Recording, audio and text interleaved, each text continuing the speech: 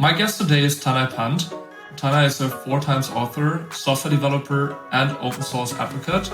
He's best known for his work on building a visual assistant for Raspberry Pi and learning Firefox OS Application Development. He's been acknowledged for his contributions to different open source projects of the Mozilla Foundation. Based in Berlin, Tanay has been working in several developer relations roles over the last years for companies including crowd.dev, n8n, and Okta. Tanay, I'm so glad to have you here. Maybe to dive right in, what inspired you to become a DevRel? Thanks for inviting me. And how did I become a DevRel? So I would say it wasn't a very strategic or well thought out plan. So when I was studying computer science in school, I found myself involved with many open source communities. Mozilla Foundation was one of the most prominent ones. And I found myself doing a lot of activities. And I found out later that a lot of these activities were kind of a subset of what people did in DevRel. So some specifics were I was working a lot with Firefox student ambassadors, Mozilla representatives, and doing community work, helping other people join open source and organizing some events. And then I started writing books. I started writing articles with SidePoint and Vato and so on. And that eventually led to public speaking as well. So I joined the Mozilla Tech Speakers program. And as I started joining a lot of conferences to speak about different topics that I was working on, I met a lot of people who were actually doing these talks as part of their role in DevRel. And I talked to them about what kind of things they do on a day-to-day basis. And I found out so some of the things that I've been doing, like tech writing, community building, public speaking, form some areas of what people are doing in DevRel. So I started to find out, what are the things that I'm kind of lacking in terms of skill sets or I should learn more about? And that kind of led me into my first DevRel role. So you could say the underlying inspiration initially was to build cool stuff and share it with everybody. And over time, it just evolved to sort of helping developers be successful with whatever they're building and doing. Thanks for sharing that. Developer relations always seems like a super broad field, especially to people who haven't been working with DevRels before. Can you try to define what developer relations actually is? Right. I knew you'd be asking this question, so I was thinking a bit about it beforehand. I asked ChatGPT and it gave a really good answer, but I'll leave it up to you to check out that version. But I personally see DevRel as like a very cross-functional unit, specifically in companies that offer a product aimed at developers. So I like to abstractly divide DevRel into 4 different units. And this isn't something that I personally came up with. I think this is heavily borrows from ideology developed by a lot of DevRels who've been in the industry for a while. I think specifically Mary Thengwell came up with a version of this. So I like to see it in 4 different units, them being evangelism, experience, advocacy, and community. So evangelism sort of covers how do we make sure that developers who have a problem that can be solved with the product that we are evangelizing for discover us? How do we make sure of that?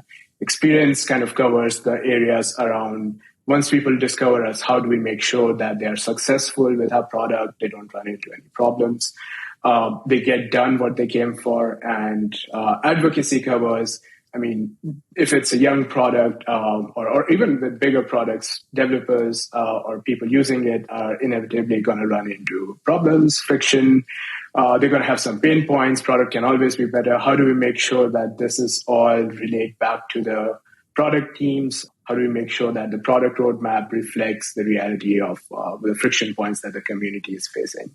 And finally, the community side of things, which I think is a much broader area, which talks about topics like how do we make sure that people who are being a part of the community, how do we recognize them? How do we, if they love our product so much that they want to advocate for it, go talk about it in meetups or anything, how do we empower them to do that?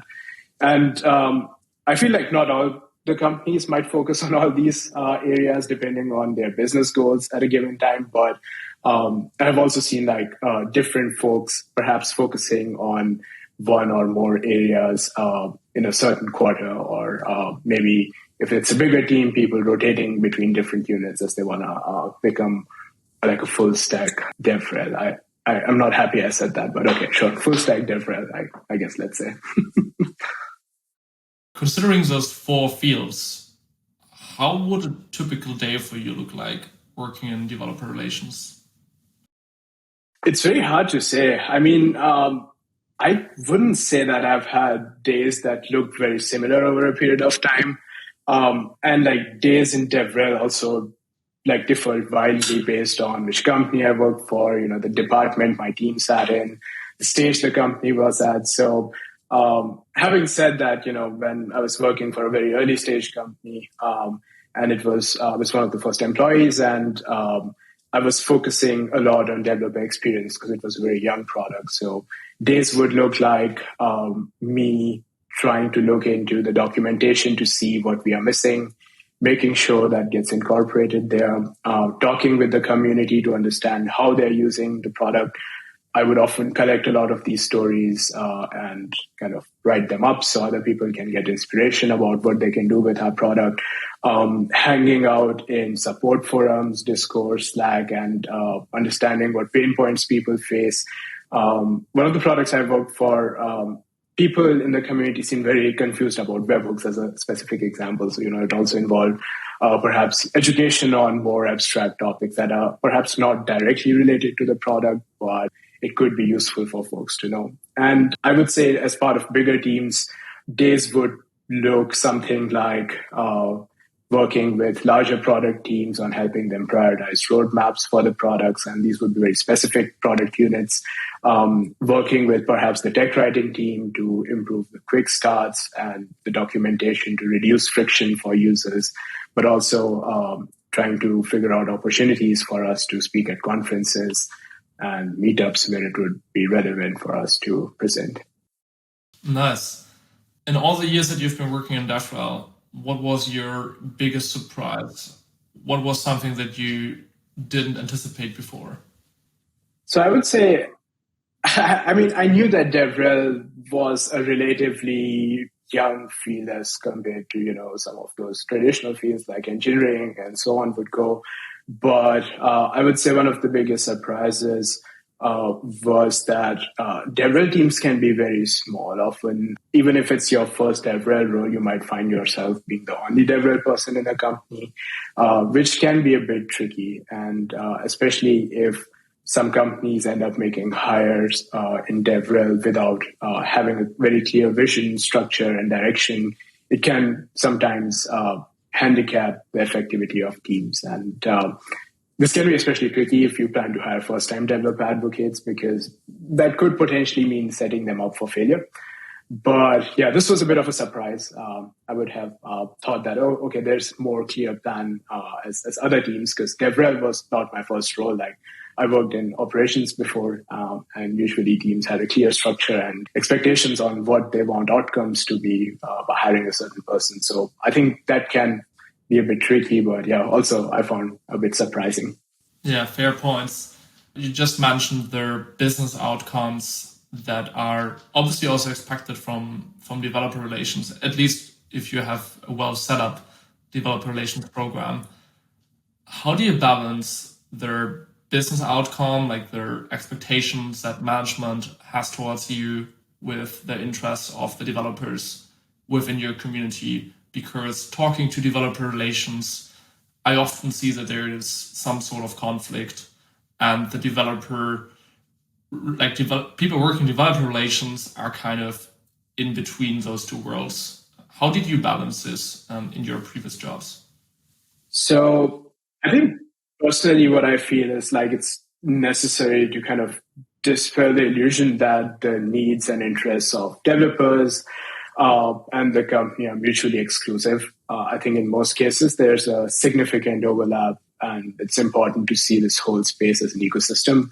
The company needs these developers to succeed, to have revenue, and developers might have more of a choice. Maybe there's a couple of different companies, but they also perhaps need to use the product for solving whatever problem they have. So I feel like taking this viewpoint helps in like forcing a clarity of thoughts on how to best approach situations where there might not be an alignment.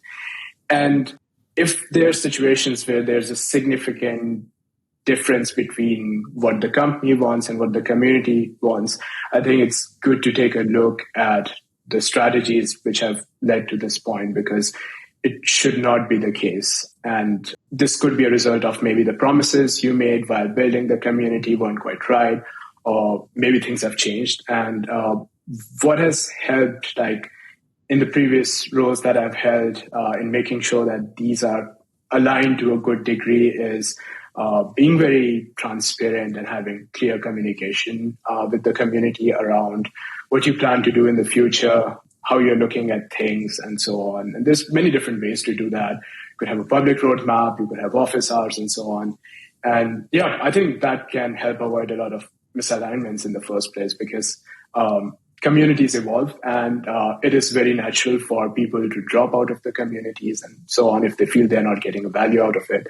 And I just think it's good to be transparent so that people who are in the community want to be there, and that helps kind of make sure that it's not two very different groups who want to perhaps build on certain features that the community doesn't want, because I feel that shouldn't be the case.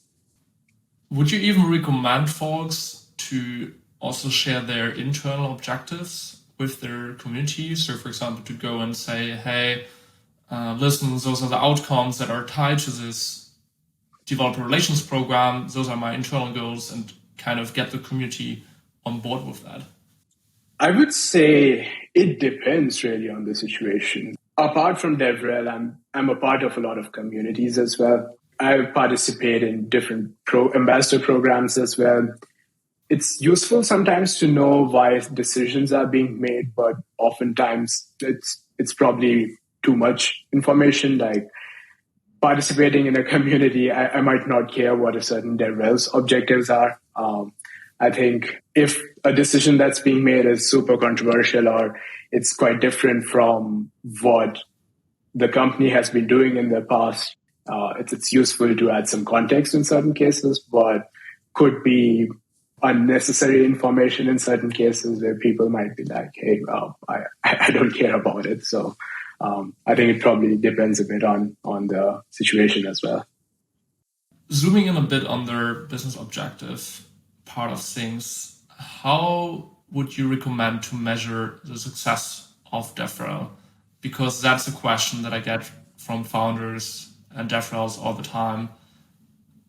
They have a program, the management started investing into it, and then the question is, how do we measure the success? How do we prove the value of this? Sure. One thing I would say that I feel like a lot of companies look at measuring metrics for DevRel in terms of justifying whether they should have DevRel or not. I personally think that's a waste of time, because if there's not full conviction that DevRel would help a company, this is a question that should be hired before hiring a DevRel team, not afterwards, and hiring people and then asking them to prove their worth. And I think looking from a perspective of, okay, are we getting the results that we want, or are the tactics we are currently employing good, or should we change tracks a bit? I think metrics are immensely useful for sure. I think it's pretty similar to how other teams in a company might do. I always like to understand the high-level business objectives of the company I'm working for, understanding what they want to do in a given year. It might be focusing on reducing churn, or getting more monthly active users, or something like that. And it's useful to look at these high-level objectives and look at the resources you might have in the team or skill sets, and build up on what kind of programs you can run, or what kind of objectives you can focus on that would contribute to these goals. And from these high-level objectives, you can kind of design what kind of activities you would do and how you would measure them.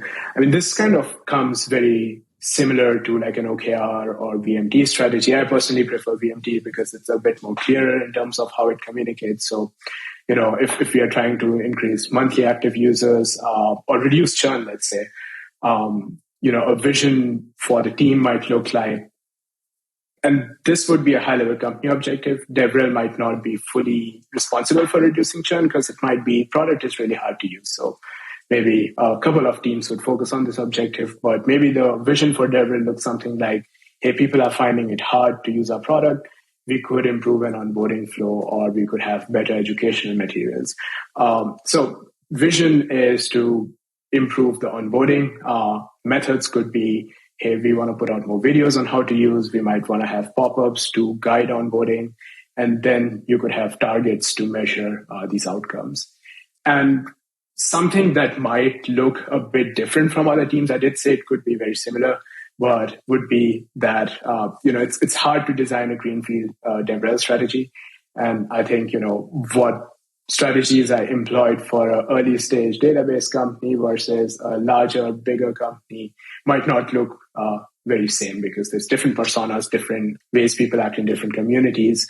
And you might have to shorter term VMTs or objectives to see if that even is the correct thing to be measuring, or if it makes sense to focus on other activities. So there might be a bit more experimentation and changes involved, especially in the beginning, before you can finalize like, hey, it makes sense to measure these objectives for specific quarters and then kind of focus on the next thing. Yeah. Cool. I think that was a very, very good answer. I'm jumping a bit back now to the previous topic of what actually the role of developer relations includes. But obviously, like one of the key things that you also mentioned is, hey, you have to build and maintain relationships with developers in your community. Yeah. How do you do that? Yeah, I mean, the idealistic answer here would be that empathy is the keyword, because it's crucial to understand the struggles and friction of developers, especially in your community, what kind of pain points they face. And there's many different ways and frameworks to make sure that this empathy is an important factor in your team.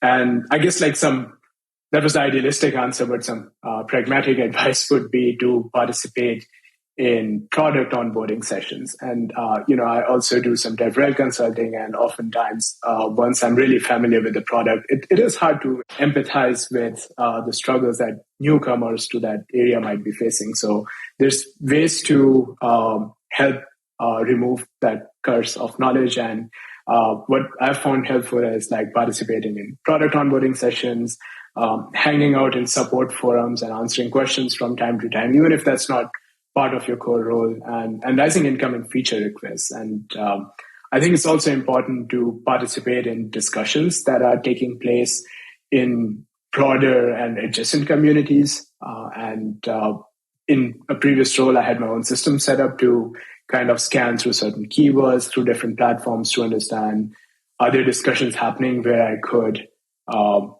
provide some insight or provide some valuable advice on what people are talking about without promoting my product.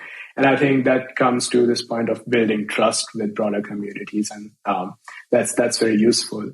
And as I mentioned, like I had my own thing set up for this, but Eagle Eye does pretty much the same thing, but in a better way, and you don't have to maintain it and set it up again. So I'm not sure if the listeners already know what Eagle Eye is. Maybe you want to share a bit about it. Yeah, I mean, I don't want to make it too much about our product, but Eagle Eye is basically a tool that helps you to monitor over 10 platforms, including GitHub, Stack Overflow, Reddit, Twitter, and so on, for content to engage with. So you can easily set up some keywords and then start digging into that content. Thanks for the shout out. What's a controversial view that you have on developer relations that most people won't agree with? I'm not sure if this is something that people would agree with or not, or if it's controversial at all, but I feel like a lot of companies get peer pressured into hiring DevRel. This could be from investors who maybe saw it work very well in certain companies and they're trying to give a greenfield advice, or could be from them seeing other startups that are maybe competitors who are also hiring DevRel. And I think, especially in early stages in companies, it's important to understand a bit more about why are you hiring for DevRel and what the goals for that would be. And I feel like a lot of companies, especially like the earlier stage companies, might not need DevRel at all. They might need some specific expertises that they could benefit from. But in reality, they might be trying to hire a growth hacker or perhaps like a marketing person or a salesperson. And I would recommend them to perhaps use some DevRel consulting first. I know like there's some individuals in the DevRel space who do excellent work. Like PJ Haggerty is one of them. I think Tejas in Berlin is doing something cool as well. And it's useful in many different ways because you get to understand what value you can get out of it, and you have a more structured job description and interview process. So you make sure that you're really hiring the right person at the right time. So that's what I would say. I think that's great advice. And I believe you're also doing contracting, right? Is that something people could also reach out to you about? Yeah, absolutely. So I don't have a big operation running, but I'm always happy to give advice to folks who are perhaps planning to hire their first DevRel or thinking about potentially running a developer relations program as a business unit within their company. So absolutely, always happy to help. What would be the best way for people to reach you? I would say Twitter. Ping me on Twitter. That would be the best way. Okay, all right. Twitter is actually a great keyword because I know you also have some controversial views about the role of Twitter in developer relations.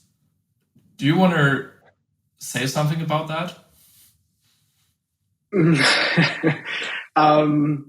Sure. I think I know this comes from conversations we have had before. And one of the things that I was chatting about with some other DevRels was companies often try to hire folks with high following on Twitter, which it's fine. I mean, there's not something necessarily wrong with that. But I've also seen trends where companies want to hire folks because they want to kind of use their Twitter account as a channel for growing. And different DevRels might feel different ways about it. I personally use Twitter for not specifically tech stuff. I might retweet here and there for like stuff from like crowd.dev or maybe like previous companies I've worked for if it's specifically interesting and if I think it's interesting for my network on Twitter. But I think companies should be a bit mindful about hiring if they want to hire somebody specifically because they intend to use their social media as a channel for their growth. Should be upfront about it so it's not, I guess, disappointing. And it's a bit more transparent. Would you say it can make sense to make this like one criteria in a hiring process, or would you recommend companies to don't look after such metrics at all because it's obvious that they can easily be tricked? I think it's fine if a company wants to do that, right? And I'm not saying that it's a good strategy or if it makes sense at all. If companies have a very clear vision like, hey, we want to also have, 10,000 followers on Twitter, and we see that this person coming in and using their Twitter account to post continuously about us as a way of making that happen. Maybe it works out for them. Perhaps it makes them happy. I'm not saying that there's necessarily value in doing something like that because I feel like you can grow community sizes really large. But it has to be a persona correct community, right? Because if you want to have an end goal that you at some point want to build a community of enterprise developers who might buy a very expensive SaaS product that you have, subscribe to it, and you're trying to build a community of just students, it's a long-term play, which might work out. But then it leads to a lot of frustration because in the short term, people might see like, hey, we have a huge community, but it's not leading to anything. And then people look to cut their DevRel programs, which I feel is not necessarily fair. So I think it's good to think a bit more in advance about it before making that a part of the process. But also, I think a lot of the good companies I've spoken with, like they have a very clear goal in mind and they might want to improve their developer experience or, they might want to just have somebody who can cultivate a great environment in their communities. And, Twitter following doesn't necessarily play a great role in this. I've had great managers in the DevRel world. And, I don't think any of them are particularly active on the social media. And they are like some of the best DevRel folks I've worked with. But the opposite is also quite true. So I don't think it necessarily means much. I think that's a great and diplomatic answer. How do you stay up to date with the latest developments in DevRel? So what has been helpful for me is connecting with peers and mentors in the DevRel space. So I talk to a lot of DevRels in different industries, in different kinds of roles. I also used to run a podcast a while back, so I would just record these conversations. So maybe it's useful for other folks. But speaking of podcasts, there's also a lot of good podcasts in DevRel. PJ Haggerty and Mary run one, and I'm sure there's many more. There's also a couple of good newsletters, Developer Relations Weekly, Developer Avocados. They have some good resources in them. And another thing I feel like, hey, it doesn't have to be specifically about DevRel. I think it could also be resources about product, marketing, business, coaching, developer experience, communities, because it's a very cross-functional field. And I think it's useful to know more about the adjacent fields to effectively collaborate. So I think it's also useful for understanding the surrounding fields a bit more as well. Nice, thank you. And that's also one of the ideas of this show, to look at all different kind of areas that are somehow related to building and distributing products to developers. So this might be developer relations, it might be product management for dev tool products. And yeah, I definitely agree with you on that, obviously. All right, closing question. Where do you kind of see the future of DevRel, and how do you see that whole space evolving? I think the DevRel space, I would see more consultancies popping up and people in certain segments of the industry, especially earlier stage startups, gravitating more towards that. And as we are seeing, there's a lot more dev tooling companies. So I would see DevRel become an earlier part of companies than it used to be in the older days. And in terms of the roles itself, I would see that hopefully roles are more clearer with much more of a focus on impact and structure, and also a lot more emphasis on career development for the folks who have been in DevRel. And I really hope that folks who have been in DevRel for a longer time kind of help cultivate this culture of focusing on career growth and so on in DevRel as a vertical. Yeah. Thanks a lot for joining me. Thanks for having me. This was really fun, and I'm definitely looking forward to our next coffee work in Berlin. Likewise. Thanks, Jonathan. All right, bye-bye.